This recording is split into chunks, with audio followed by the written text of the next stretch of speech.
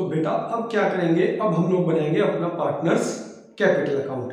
तो बेटा सबसे पहले पार्टनर्स कैपिटल अकाउंट में अगर मान लीजिए कैपिटल का बैलेंस लायबिलिटी साइड में दे रखा है तो आप लिखेंगे बाय बैलेंस बीडी। ठीक है, जितना ए का है वो ए को लिखेंगे, जितना बी का है वो बी को लिखेंगे। हम लोग मानकर चलते हैं देयर आर ओनली 2 पार्टनर। अगर किसी पार्टनर का बैलेंस असेट साइड में दे रखा है तो आप लिखेंगे to balance BD debit side में, जिसका भी होगा। ठीक है, अब उसके बाद हमें क्या करना है, अगर मान लीजिए बैलेंस शीट की लायबिलिटी साइड में कोई भी अनडिस्ट्रीब्यूटेड प्रॉफिट या रिजर्व दे रखा है तो उसको हम पार्टनर्स में बांट देंगे और हम लिखेंगे by profit and loss account. ठीक है, हम लिखेंगे बाय जर्नलिज्म। ठीक है, in case workman compensation reserve आता है, देखिए डिपेंड करता है केस के ऊपर, तो उसको भी हम यहां पर ट्रांसफर कर देंगे। अब इसके बाद यहां पर आएगा बेटा बाय प्रॉफिट ऑन रियलाइजेशंस। अगर रियलाइजेशन अकाउंट से प्रॉफिट आया है तो उसको भी हम लोग यहां पे ट्रांसफर कर देंगे। ठीक है, अब इसके बाद यहां पर जो एक चीज एक्स्ट्रा आएगी वो आएगी बाय रियलाइजेशन अकाउंट। ये किस चीज के लिए आया बेटा रियलाइजेशन अकाउंट? ये आया लायबिलिटी पेड और रियलाइजेशन एक्सपेंसेस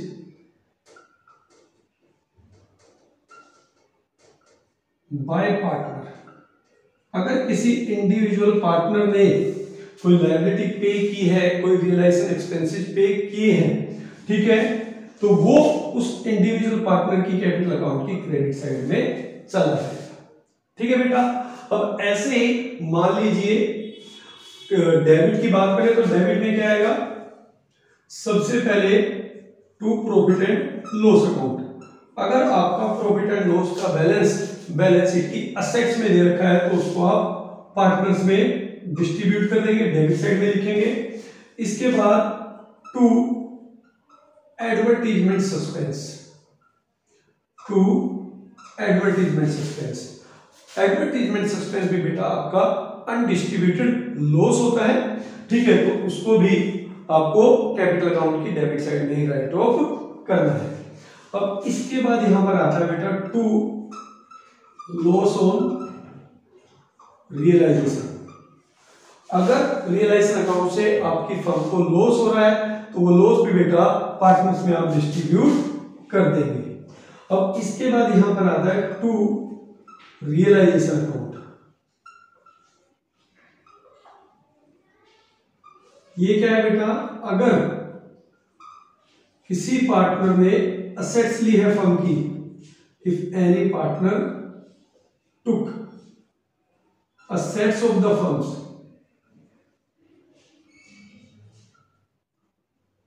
ठीक है, तो उस कंसर्न पार्टनर के कैपिटल को उतने ही रुपए से डेबिट किया जाएगा। ठीक है बेटा, तो केवल ये कंपोनेंट्स हैं जो आपकी पार्टनर्स कैपिटल अकाउंट में आते हैं। अब इसके अलावा अगर मान लीजिए फर्म ने किसी पार्टनर को लोन दे रखा है, फर्म ने किसी पार्टनर को लोन दे रखा है, तो यहां पे बेटा हम जो एंट्री पास करते हैं, ठीक है, ये हमारे लिए असेट्स है, तो हम पार्टनर से पैसा लेंगे। पार्टनर से पैसा नहीं लेते बल्कि हम क्या करते हैं, पार्टनर्स का कैपिटल अकाउंट डेबिट कर देते हैं, पार्टनर का कैपिटल अकाउंट डेबिट कर देते हैं। ठीक है, तो हम यहां पे उसकी भी एक एंट्री कर सकते हैं, to loan given to partner. अगर फर्म ने किसी पार्टनर को लोन दे रखा है तो उस कंसर्न पार्टनर की कैपिटल अकाउंट की डेबिट से, ठीक है, वो अमाउंट आप विड्रॉ कर लोगे। इसके बाद आपको क्या करना है, अपना पार्टनर कैपिटल अकाउंट को बैलेंस करना है। अगर क्रेडिट साइड ज्यादा है तो आप एंट्री करते हैं partners capital account debit to cash या बैंक अकाउंट, और आप इसको कैश या बैंक अकाउंट से बंद कर देते हैं। तो ये आपका बैलेंसिंग फिगर जो आएगा, और यहां पे ये बंद हो जाता है। अगर मान लीजिए किसी पार्टनर का कैपिटल का डेबिट बैलेंस है और वो इंसॉल्वेंट पार्टनर है तो वो कैश लेकर आएगा अपना कैपिटल अकाउंट बंद कराने के लिए। तो यहां पर आप एंट्री करोगे बाय कैश या बैंक अकाउंट, ठीक है। और ये बैलेंसिंग फिगर हो जाएगा और आप इसको भी यहां पे बेटा बंद कर देंगे, ये अमाउंट यहां पे लिख दिया। तो this is all about the partners capital account बेटा। अब इसमें एक अकाउंट और बनाना पड़ता है जो हर क्वेश्चन में आपको बनाना पड़ेगा, नाम है कैश या बैंक अकाउंट। तो एक बार उसका भी जल्दी से हम फॉर्मेट देख लेते हैं। अब बात करते हैं अपने कैश या बैंक अकाउंट का, ठीक है। तो कैश या बैंक अकाउंट जब हम लोग बनाएंगे तो सबसे पहले आप लिखेंगे यहाँ पे टू बैलेंस बीडी, आपका रियल अकाउंट है बाय नेचर, ठीक है। तो कैश का बैलेंस तो हमेशा डेबिट ही होगा, तो आप लिखेंगे to balance BD. Debit side में बेटा केवल 3 कंपोनेंट आते हैं, आप इस चीज को अच्छे से समझ लीजिएगा। कौन से? दूसरा लिखेंगे टू रियलाइजेशन अकाउंट, किस चीज का बेटा? Sale of assets, sale of assets at realisable value. और एक लास्ट पॉइंट आएगा बेटा टू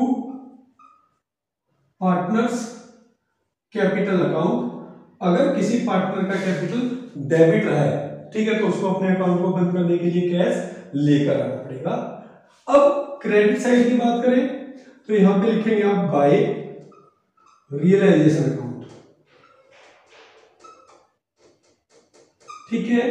ये बेटा लायबिलिटी पेड, अगर कोई लायबिलिटी हमने कैश में पे की है तो आप यहां पे लिखेंगे बाय रियलाइजेशन अकाउंट। इसके बाद आप लिखेंगे दोबारा बाय रियलाइजेशन अकाउंट। अब आप कहेंगे सर ये किस चीज का? तो ये हो गया बेटा रियलाइजेशन एक्सपेंसेस का। अगर आपने रियलाइजेशन एक्सपेंसेस कैश में पे किए हैं, ठीक है, तो उसके लिए फिर आप लिखेंगे बेटा यहां पर bye partners loan account, bye partners loan account, ठीक है। यहाँ पे पार्टनर के जो लोन की पेमेंट आपको पता है वो हम थ्रू रियलाइजेशन अकाउंट नहीं करते हैं, उसके हम डायरेक्ट पेमेंट करते हैं, तो इसलिए आपको यहां पर ही लेके आना पड़ेगा। और एक लास्ट जो कंपोनेंट है बेटा वो है बाय पार्टनर्स कैपिटल अकाउंट, ठीक है। जब आप पार्टनर्स के कैपिटल अकाउंट को सेटल्ड करेंगे तो उसका जो भी बैलेंस आएगा, ठीक है, वो पार्टनर्स कैपिटल अकाउंट का आप कैश के थ्रू पे करेंगे, ठीक है। अगर आपको पे करना है, यानी उनका क्रेडिट बैलेंस है कैपिटल का, डेबिट का है, तो वो यहां पर लेकर आएंगे। और जैसे ही आप ये सब अमाउंट लिखेंगे तो आपका कैश या बैंक अकाउंट का बैलेंस मैच हो जाएगा और आपका क्वेश्चन कंप्लीट हो जाएगा, ठीक है बेटा। अब यहां पर एक और अकाउंट बना के देख लेते हैं जल्दी से, उसका नाम है पार्टनर्स लोन अकाउंट। जहां तक पार्टनर्स लोन अकाउंट की बात है, देखिए पार्टनर्स लोन अकाउंट का ट्रीटमेंट हम लोग रियलाइजेशन अकाउंट के थ्रू नहीं करते हैं, ठीक है, उसकी हम लोग डायरेक्ट पेमेंट करते हैं। अब यहाँ पर 2 तरीके से पेमेंट हो सकती है बेटा। एक तो ये है कि कुछ नहीं लिखा है तो हम मानकर चलेंगे हमने फुल पेमेंट की है, ठीक है, तो वहां पर आपकी एंट्री हो जाती है partners loan account debit to cash या बैंक अकाउंट। बट कुछ केस में क्या होता है, आप पार्टनर्स के लोन की पेमेंट कर देते हैं आफ्टर डिस्काउंट। तो यहाँ पर ये जो डिस्काउंट फर्म को मिला है, ठीक है, यानी जितना उसको पे करना था आपकी फर्म ने उससे कम पे किया है, तो ये फर्म के लिए प्रॉफिट है। तो यहां पर एंट्री हो जाती है बेटा partners loan account debit to cash या bank account to realisation account, ठीक है। तो उस केस में हम लोग क्या एंट्री पास करेंगे, उसमें हमने कैश अकाउंट को क्रेडिट किया है और रियलाइजेशन अकाउंट को क्रेडिट किया है। इस चीज को ध्यान रखना है कि कहीं भी आपको प्रॉफिट या लॉस ऐसे वर्ड यूज नहीं करने हैं, ठीक। तो यहां पर हम लोग इसका अकाउंट बना के देख लेते हैं फटाफट। सबसे पहले आपको बाय बैलेंस बीडी ये लिखना है जितना भी आपका लोन का अमाउंट क्वेश्चन में गिवन है। उसके बाद अपने को क्या करना है बेटा, यहां पे लिखना है टू कैश या बैंक अकाउंट, राइट। ये किस चीज का है, अगर आपकी फर्म ने सारा अमाउंट पे किया है तो आप लिख देंगे टू कैश या बैंक अकाउंट। बट अगर मान लीजिए आपको कुछ अमाउंट डिस्काउंट का मिला है तो आपको यहां पे लिखना पड़ेगा टू रियलाइजेशन अकाउंट, जितना भी आपकी फर्म को डिस्काउंट मिला है। और फिर आप इस अकाउंट को बंद कर देंगे। बस ये था बेटा आपका पार्टनर्स लोन अकाउंट। तो आई होप आपको ये बातें अच्छी तरह समझ में आई होंगी कि किस अकाउंट में कौन कौन सा कंपोनेंट हमें ट्रांसफर करना है। ठीक है बेटा, इसके बाद एक छोटी सी चीज और मैं आपको समझाना चाहूंगा, अगर आपको अच्छी लगे तो आप उसको याद रख लीजिएगा। देखिए बेटा, in case of dissolution of a partnership firm, हम लोग जो है बेटा क्रॉस खेलते हैं। अब ये क्रॉस खेलने का मतलब क्या होता है? देखिए बेटा, हमें क्या करना होता है, सबसे पहले हमारे पास बैलेंस शीट गिवन होती है, ठीक है, और उसके बाद कुछ एडजस्टमेंट गिवन है, ठीक है, जिनसे कि हमें realisation account, partners capital account, cash या बैंक अकाउंट बनाना है। तो क्रॉस का मतलब क्या होता है? देखिए, जितनी भी हमारी लायबिलिटीज है, लायबिलिटी साइड की, ठीक है, वो या तो रियलाइजेशन की क्रेडिट में जाती है या फिर पार्टनर्स कैपिटल की क्रेडिट में आती है, ठीक है।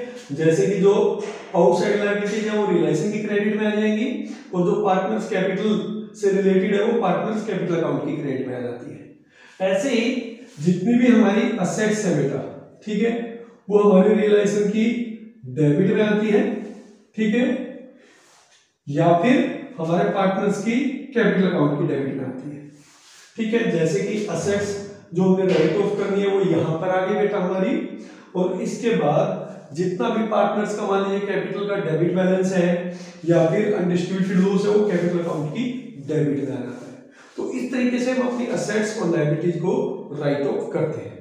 अब उसके बाद हमें क्या करना होता है बेटा, यहां पर हमारी सन्ड्री असेट्स लिखी है, उनको हमें रियलाइज करना है, तो रियलाइजेबल वैल्यू यहां पे आएगी,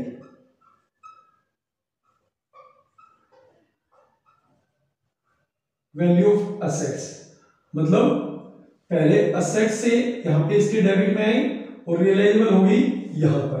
ऐसे यहां लायबिलिटी है बेटा, इनकी जो पेमेंट होती है, ठीक है, वो यहां डेबिट में होती है रियलाइजेशन की, सेटलमेंट ऑफ लायबिलिटीज। अब जितनी भी एसेट्स हैं उनको हम रियलाइज करते हैं बेटा दो तरीके से, या तो पार्टनर्स कैपिटल अकाउंट के थ्रू कि भी कोई पार्टनर एसेट्स ले ले, या फिर हम कैश के अगेंस्ट उसको रियलाइज कर लेते हैं। अगर मान लीजिए वो हमने रियलाइज किया है थ्रू पार्टनर्स कैपिटल, तो वो यहाँ पे डेबिट में आएगा, ठीक है, और अगर हमने कैश के थ्रू रियलाइज किया है तो वो कैश की डेबिट में आ जाएगा। इन द सेम मैनर जो हमारी सेटलमेंट ऑफ लायबिलिटीज होती है बेटा, उस सेटलमेंट ऑफ लायबिलिटी जो होती है वो भी हम दो तरीके से करते हैं, या तो हम कैश पे कर देते हैं या फिर हम कोई पार्टनर फर्म की लायबिलिटी पे कर देता है। तो वो भी देखिए, या तो अगर पार्टनर ने सेटल किया है तो पार्टनर्स की कैपिटल की क्रेडिट में जाएगा, और कैश दिया है तो कैश की क्रेडिट में जाएगा। तो कुल मिला के जो इसमें हम लोगों को ट्रांसफर करनी है वैल्यूज, वो क्रॉस में करनी होती है, ठीक है बेटा।